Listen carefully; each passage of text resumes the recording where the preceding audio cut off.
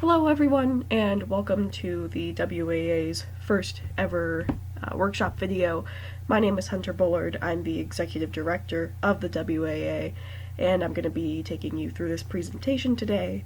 Before we begin, first I'd like to say Happy New Year to everyone. I hope that your holiday season was safe and warm and that you enjoyed it very thoroughly.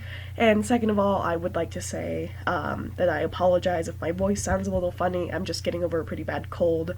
But I felt that this couldn't really wait any longer. I really want to push out these videos as soon as I can because I want to start 2020 off right, and I want to get y'all going in terms of getting activism done, especially with the election coming up.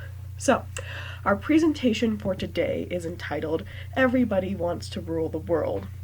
You know, from the song, right? Anyway, basically this is just going to be a guide to creating your own activist organization here in Wyoming.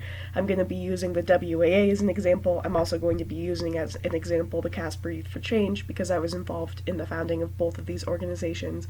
Please keep in mind that obviously anytime you make your own organization, your actual founding may deviate from some of these tips. That's perfectly fine. That's perfectly normal. You know, you just want to do what works best for you and what will work best for your organization. So think of this as just kind of a rough guide, not necessarily a step-by-step mandate, you know. And with that, we'll get into the presentation. So today we're going to begin with asking three really big questions when it comes to founding your organization and making it run in the way that you want to make it run. Now, these three questions, you can see them on the screen, but I'm going to read them off to you anyway. First of all, who are you, what is your organization, and why do you want to make it? So I'm going to go over these and kind of help you see what the thought process is behind any of these questions. So first, who are you? Now, by this, I don't mean what's your name, what's your age, any of that kind of stuff. I mean, who are you in relation to activism? Why is activism important to you personally? For me, I know that activism and politics, they have a very special place in my heart, and to me, they're very important things. Politics directly affect me and you and everyone else. So I want to do this to help people. That's who I am. And so that would be my answer to question number one. Number two, what is your organization? So for this, I'll give you the example of the WAA. And when answering this question for this organization, I knew that I wanted an organization that would allow for networking and education. You should have a goal in mind for what your organization will do, because without action, an organization is honestly kind of meaningless. And lastly, you have question number three. Why do you want to make this organization? So this reason may have come up when you were answering the first two questions. It should be kind of like a combination of those two questions plus, you know, whatever it is a driving force for you. And, you know, if it's just the last two reasons, then that's fine. For me, I saw a need to connect the activist organizations in Wyoming and assist people with activism, you know, because of who I am and because of what I wanted this organization to be. For you, your reasons might be different, so just make sure that you're making this organization for a good reason. It's not just your personal fulfillment, it's a community need. It's something that you are seeing in Wyoming or in your town or in your county that is something that needs to be changed for some reason or another. Now that I've answered those questions for the WAA, I'd like you to, if you're thinking of founding an activist organization, maybe pause the video. You know, get out your notebook, take a pen, and write down your answers to these questions. Who are you? You know, what is your organization?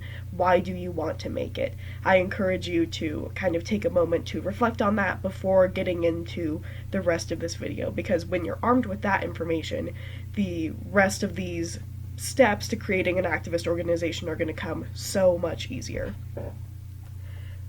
So now that you have the answers to those big questions in mind, you need to let them inspire you, and you need to let them kind of drive your goals when you're creating this activist organization. That way you can make an organization that not only fulfills your own goals, but fulfills them in a way that will help and benefit the community that you're seeking to have it help and benefit. So the best ways to do this, step one, is basically just getting the ball rolling, okay? So you're going to come up with a name, you're going to come up with a mission statement that will show you what those goals are, putting them down into words, and getting them into where your organization is going to be able to have a reachable goal, basically. Then you're also going to create some founding documents. Those founding documents are going to make sure that those goals, your mission statement, are reached in ways that are legal, moral, and ethical. And lastly, you're going to create a logo if the resources are available to you. Now, I'm going to be speaking in more specifics about all of these here coming up, but this way, just keep in mind that this is going to make your organization feel more official in your mind. So that is what step one is going to do. We're going to be starting with talking about the naming of your organization. So first of all, your organization's name should be clear and concise and display what you're attempting to do or who you are. So I'm going to be talking about the name of the Wyoming Association of Activists. So first of all, it implies that first we're located in Wyoming, that we can serve the whole state. You know, if we were the Laramie Association of Activists or the Casper Association of Activists, then it would imply that we were only serving that one area of the state instead of the whole state. Now, two, the word association implies that we're not just one group, we're an association. That means that we're here to help other people, we're going to share the workload, and association also has several positive connotations. Think of associating with someone. It's fun, it's interesting, and it doesn't have any negative social connotations. But if we were called the Wyoming Union of Activists, then that would have a bit of a different meaning. Now, sure, a union of activists is pretty much the same as an association. However, the social connotations there are quite different because people have a lot of mixed feelings in our current society towards unions. So avoiding buzzwords that could get you into some trouble or could get your goals or who you are kind of muddled up, that is the best way to go about naming your organization. Now, lastly, the word activist opens it up to all types of people. No matter if your organization's focus is on health, the environment, LGBTQ plus rights, etc., it shows that we welcome you here and that we're happy to join together with you. For example, we partnered up with the group Albany County for Proper Policing. Now, Albany County for Proper Policing has a base that is very diverse and very mixed. You know, there's a lot of Republicans, there's a lot of Democrats, people from both sides of the aisle, and yet all of those people who are in that base are activists, and that's basically the best way to go about it. We can have a nonpartisan base that is focused on progressive activism, because Albany County for Proper Policing, their tactics are still progressive. They're going out and they're protesting and they're advocating for progressive ends, but their means are nonpartisan, which is what the WAA strives for. So, all in all, our organization has a very positive name that is very inclusive to everybody, and it can be easily abbreviated, the WAA. Something like that is going to help your organization because it is going to basically widen your base. Next, we're going to be speaking about mission statements. And I know that when you read an organization's mission statement, it seems like it's a whole bunch of just boring, kind of gobbledygook, and it doesn't matter. But it really does matter. Why? Because it gives your organization something to work towards. It's a goal. A good mission statement will tell people what you are doing and how you are doing it. For this, you're going to rely on your big questions that we asked and answered earlier, and it will help you set a goal or multiple goals that you will strategize about and about the best way to obtain results from these goals. So for the WAA, for example, we knew that our main goal was to help activists and their organizations succeed, and when we were crafting this mission statement, we looked into strategies that would help the success grow. So, our mission statement, you can read it here, but again, I'll just read it off to you. We seek to empower and enable activism across the state of Wyoming and build relationships with activists and activist organizations across the state of Wyoming by way of education, outreach, and networking. So let's kind of get in there and tear that apart, right? So we seek to empower and enable activism. That is one of our goals. And to build relationships with activists and activist organizations across the state. Again, that's another goal. So you have two goals there, and how are we going to accomplish those goals?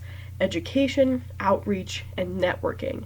Now those three things are specific enough that tells you kind of a direction that we're going in, but not too specific to where it kind of constricts your organization. So you want goals and a general direction of how to achieve them, but you don't want to go into deep specifics with your mission statement. You just want a quick, easy sentence that tells people, again, what you are doing and how you are going about doing it. Next up, we're going to be speaking about the founding documents of an organization. What are the founding documents? You're going to be seeing bylaws, you're going to be seeing a code of ethics and standards. The WAA has both. Some organizations have one, some organizations have the other, some organizations have both. Again, we have both. So I will be speaking a little bit about how these work. So for the code of ethics and standards, the code is basically what makes the WAA run in ways that is moral and ethical. The bylaws help us operate in ways that are legal. So for our code of ethics, it's things like be kind and courteous, things like making sure that we don't allow people into the organization who have a different moral code from us. We have it specifically written into the WAA's Code of Ethics and Standards, for example, that people who identify as neo-Nazis or members of the KKK, and there's a few other stipulations, but people like that are not going to be allowed into our organization. And because we are private, nonprofit, and not something that is owned by the government, those type of First Amendment regulations don't necessarily apply as heavily to us, so we can go ahead and exclude people from the organization who we do not feel best represent our goals, which is to create and foster activism of a progressive nature across the state. Now, as for the bylaws, these are going to be what control how your organization is run and how it operates. So one of our bylaws, for example, is that any members or officers of the WAA should be living in the state of Wyoming for at least 6 months out of the year, because we don't want to be controlled by people who don't live in Wyoming. It's just as simple as that. They don't live here for a majority of the year, then they shouldn't get to tell us how we should run our organization, because we live in Wyoming. We know what's best for our organization in terms of how to run it in the state in which we live. And another one, we have several stipulations regarding funding, for example. Officers of the WAA do not take a salary. Everything here is volunteer-based. That's a bylaw that we have. The bylaws and the Code of Ethics and Standards are going to be the most important thing in making sure that you can reach your goals in manners that are legal, moral, and ethical, which is what you want from any nonprofit or any activist organization. And I encourage you to have those be as transparent as possible. For example, on the WAA website, which I'll put a link to down below in our description, we have a section of the page where we talk about our Code of Ethics and Standards, and we actually have a link into our document where you can go through and read all of our ethics and standards, all of our bylaws. And again, that transparency just helps people see who you are and what you're wanting to do. Now, I'm probably going to be going over how to write ethics and standards and how to write bylaws in a future video, because it gets very complicated and you have to have a lot of real specific stuff in there, which I'm not going to get to in this video. But just so you know, it's definitely a part of your organization that you need to spend a lot of time thinking about, a lot of time researching about, and a lot of time having put into it. Our last section of step 1 that we're going to be speaking about is the logo. Now, the logo of the WAA is a rising sun, and it's just kind of a symbol that, things are going to get better. There's another day on the horizon, and in that day, activism is going to continue. Things are going to continue to get better in the state in which we live. For us, we used a free logo creator, and, that was perfectly fine for our needs. If you know someone, or if you are yourself a graphic designer, then, see if you can play around with it and make your own logo, But create a logo that is something that means something to your organization, and have it be something that people are going to remember your organization by. Alright, so now that we've talked in kind of specifics about everything in step 1, we're moving on to step 2. So once all of those really technical, professional things are out of the way, your next step is you need to have a pretty solid group of people who are going to lead your organization. There are 2 ways that you can go about this. The first is to have a team of officers, and the second is to have a team of departments. The WAA actually has both, which, again, like in step 1, I will be speaking about in more specifics here coming up.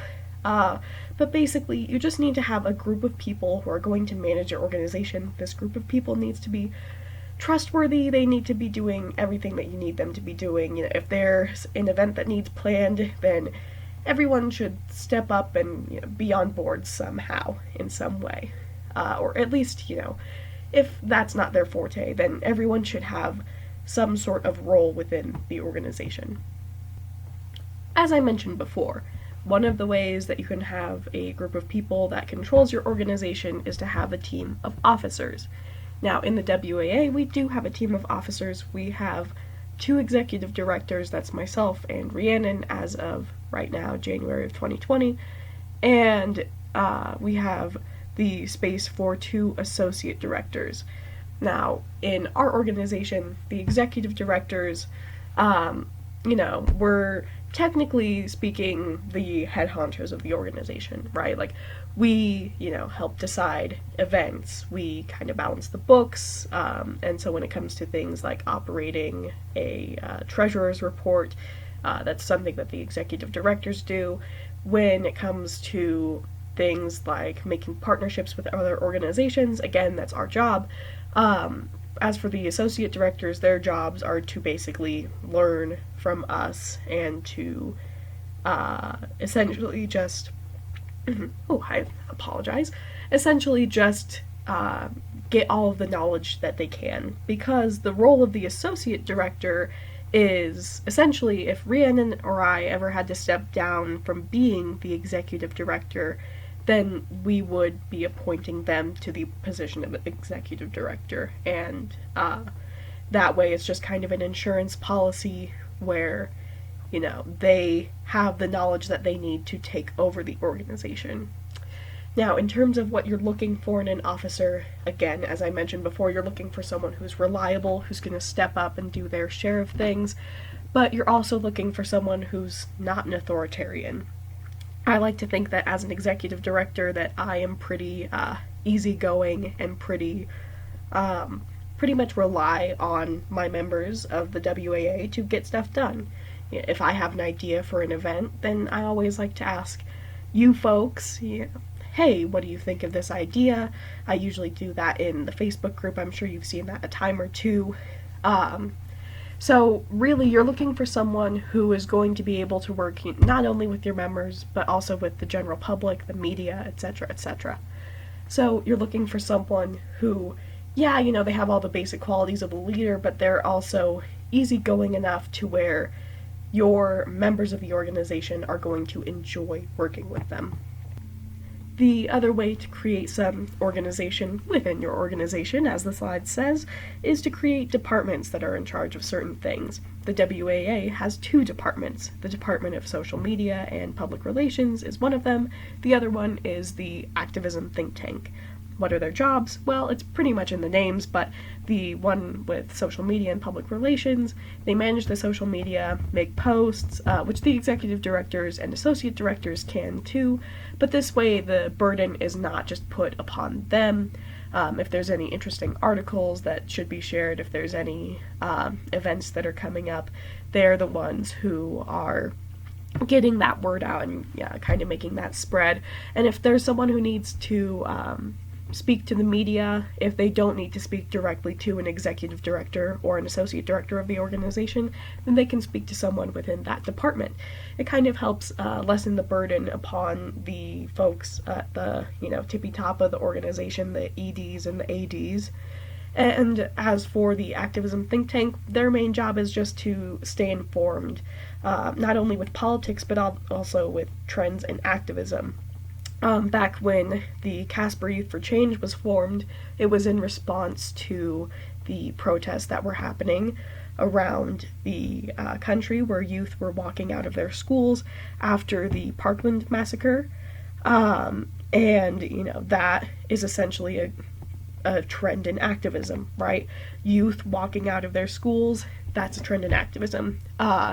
Anytime that there's something like a candlelit event or a walkout or a march or a protest, keeping up with those trends in activism is what helps the WAA continue our operations and continue to create events that best serve the population that we are trying to serve, which is people like you. Okay, so now we're moving on to step 3. Now that your organization is formed, there's people who are in charge of it. You have a name, you have goals, you have ideas of how you're going to accomplish those goals. You obviously need people to make that happen. I've said it before, and I'll say it, a million times again. Without people like you, the WAA wouldn't exist. So, before I get into this section, thank you. Now, there's 2 ways to grow your member base. The first is networking, the second is digital networking. And they're not too different from each other, so I'll give you a pretty basic overview of networking, and then when that comes to digital networking, I'll just tell you how you can translate it over to a digital sphere, but I won't spend too much time talking about networking there because it doesn't change too much from in-person contact to digital contact. Networking is the key to getting more members into your organization. Now, how does networking work? Well, it all kind of focuses around any sort of events that your organization or other activist organizations might have. So, for example, let's say that the WAA were to put on some sort of event and the executive director of an organization who we haven't made contact with were to show up. And for simplicity's sake, we'll just call it Organization X.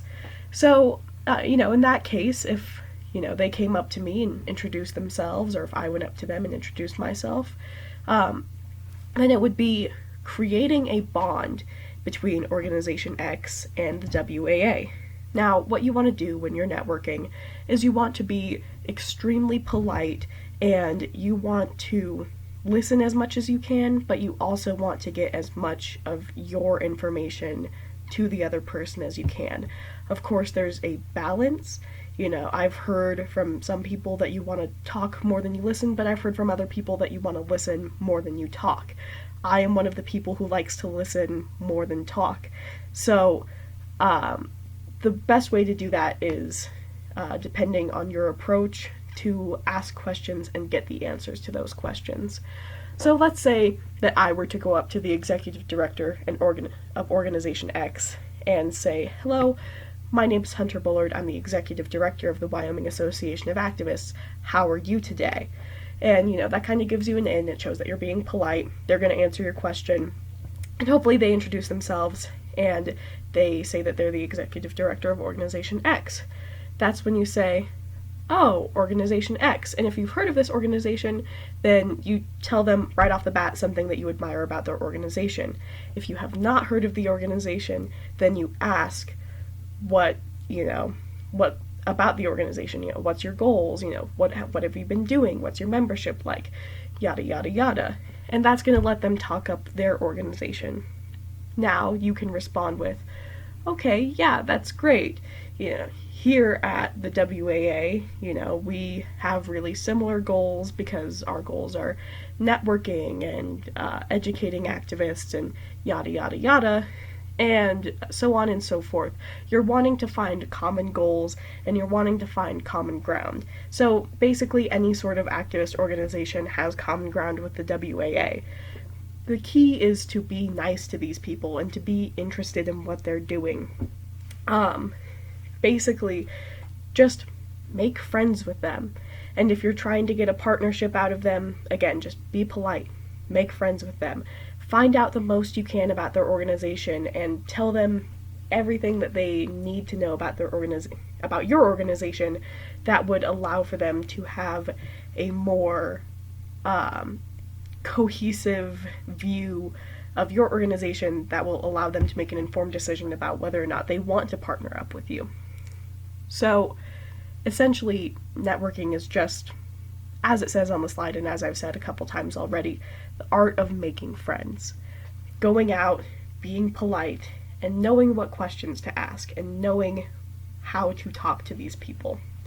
Now, in terms of if that person is just, some random person, they're not the executive director of any organization, they're not affiliated with any organization, your networking strategy is, of course, going to change.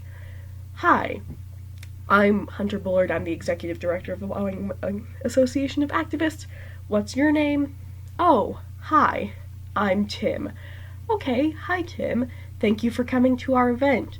What brought you here? What are you passionate about? And Tim's going to talk a little bit about, let's say that you put on some sort of environmental event. Well, I'm really passionate about climate change and helping the environment and da-da-da-da-da.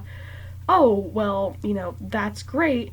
As activists, we're super passionate about that too. And in fact, we're partnered up with the Wyoming climate activists.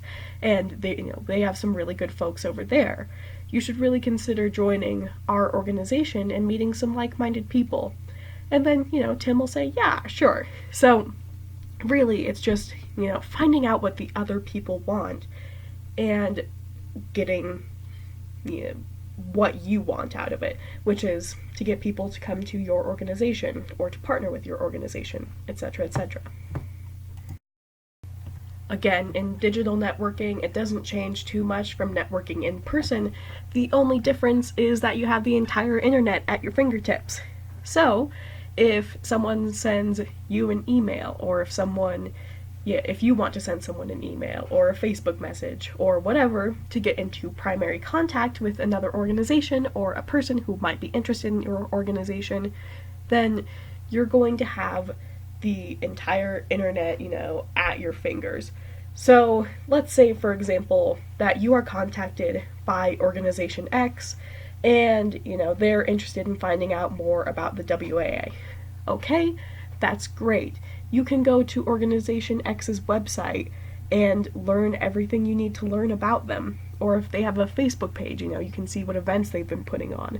You can see how many people like their page, so that gives you an idea about, what their membership might be like. You can use all of these tools to your advantage. Now, I'm not saying that you need to be some crazy Facebook stalker and go back to October 2017 when the organization was first created. No. Please don't do that.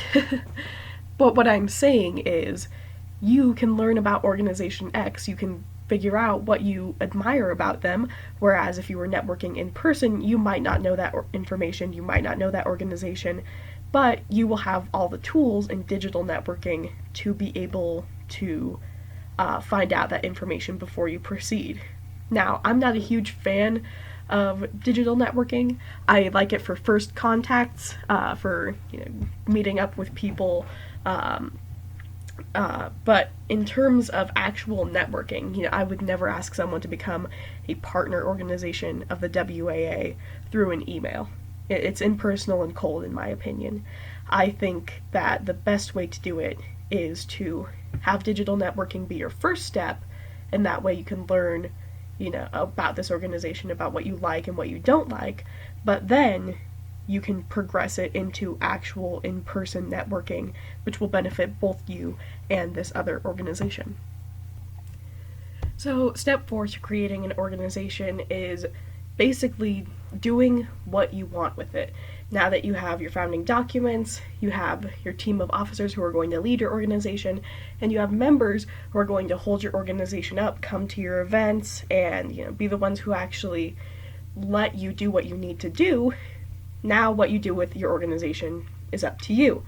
I'm going to have larger workshops on most of these topics. However, I'm just going to be doing a quick overview on some of the things below: money and becoming a nonprofit, planning events, lobbying, etc., etc., etc., which is basically just going to be, other things that organizations can do.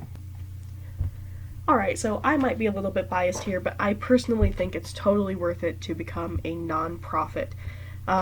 Sure, there's additional costs to kind of getting that started, and it takes a lot of time and a lot of effort. However, it makes it a lot easier to partner with other organizations on events. It makes it a lot more enticing for people to give you donations, and obviously, your organization is probably going to be run based off of these donations. And the WAA is by no means a organization that constantly asks for donations, or, if you're watching this 10 years in the future, then I hope it's still not, because it was never meant to be that way. Donations help us to do events and whatever. However, that shouldn't be our main focus, ever. However, again, that is going to help people be more enticed to give to you because it becomes a tax deduction. So, like I said, there is a bit of an initial cost to getting that started. First of all, you have to go to the Wyoming Secretary of State. You have to register with them as a nonprofit association, and once you have that registration complete, it costs a little under $30 to get that one done. That's when you go to the IRS and fill out those forms to become a nonprofit. That ends up costing $275. So right around $300 about is what you need to start a actual nonprofit, get all the paperwork filed, etc., etc. However, once you have that, it's a one-time fee, and again, like I said, if you want to collaborate on any events, if you want any donations from anyone, that is going to make it so immensely easier. Like I said earlier, I'm going to be doing a workshop that will specifically cover this in more detail. It'll give you all the websites you need to go to, it'll give you all the forms you need to fill out, it'll give you, methods of doing these things that I found to be particularly effective. However, this is going to be my brief summary of it for this video. Again, as with the whole money and becoming a nonprofit thing, I'm going to have a more in-depth video or even series of videos about event planning because there's a lot to it. However, what you need to know, just as a brief overview, is you need to have a location where you're going to have your event. Be aware of all of the costs surrounding that location. I thought, for example, that We're Still Here would be held in a park up in Casper. It would be a pretty good central location. It would be outside for people to enjoy the warm weather. It would be, a place where if the press wanted to, come and interview anyone, then it would be just a matter of, walking up to this park. And it would be a place where, if people drove by, then they would see an event happening. However, it ended up being, impossible with the cost of not only obtaining the location, but the cost of event insurance, the cost of, submitting the paperwork, etc., etc. It ended up being not doable and not feasible for our organization, just with us being such a young organization that didn't have enough money to do something like that. Be aware of all of the costs surrounding something. If you get an organization, or something who would like to donate a location to you, you take that donation, no matter where it is. Second of all, you need to figure out who your target population is. For something like We're Still Here, which was our 50th anniversary of the Stonewall riots, obviously, our main target population that we're going to be catering to is the LGBTQ population.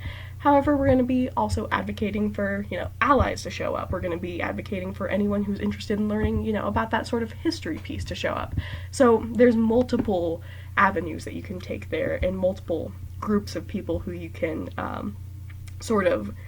advocate for to show up.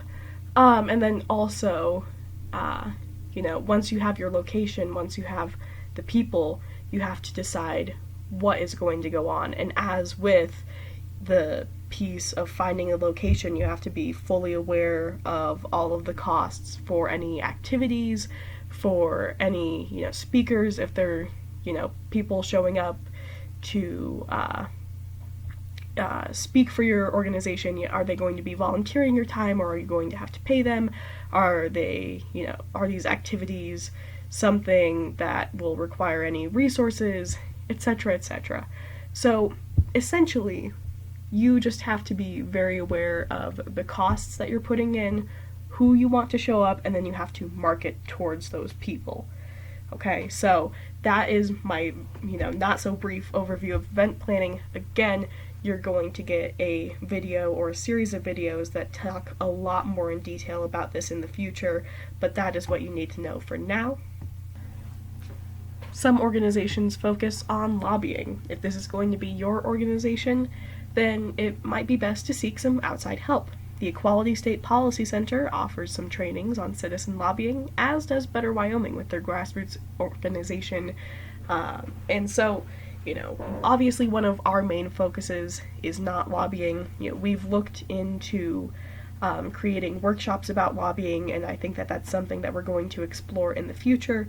For now, this is not something that I am an expert in, so my advice to you is to seek some outside help, and also to be well aware of what you can and can't do if you're a nonprofit organization, because there are some stipulations as to what you can do, how much funding you can put into lobbying, etc., etc.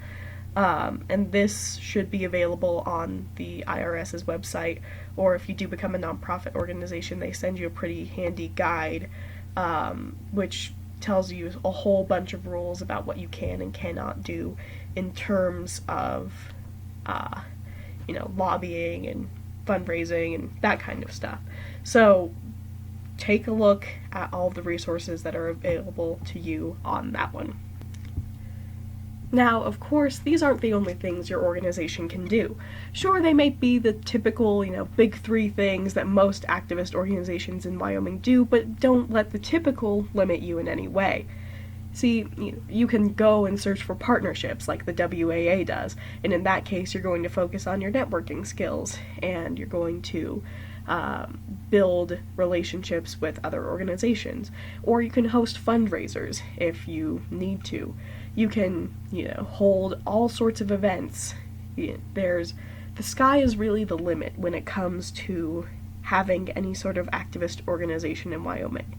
And if you can think of anything that the WAA should be doing, or that we should make a video workshop on, then please let us know in the comments down below, because we do not want to be limited by the typical here at the WAA.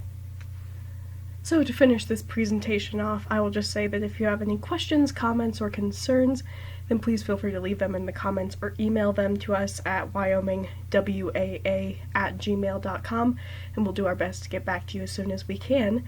I know that this was just a general overview, so if you have any real specific questions, then please just get back to us with those, and we will do whatever we can to help you out. And with that, I would just like to say thank you for taking the time to listen to this presentation, and good luck forming your own activist organization. This has been presented by the Wyoming Association of Activists and its executive directors, Hunter Bullard and Rhiannon McLean. Have a good day.